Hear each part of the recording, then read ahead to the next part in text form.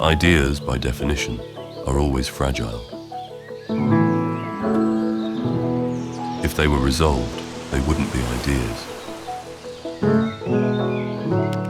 I've come to learn that you have to make an extraordinary effort not to focus on the problems which are implicated with any new idea.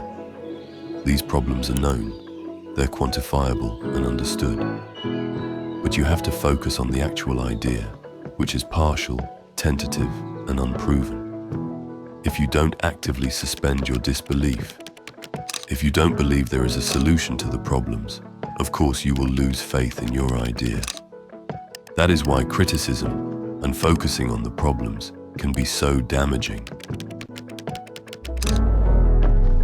Remember, opinions are not ideas.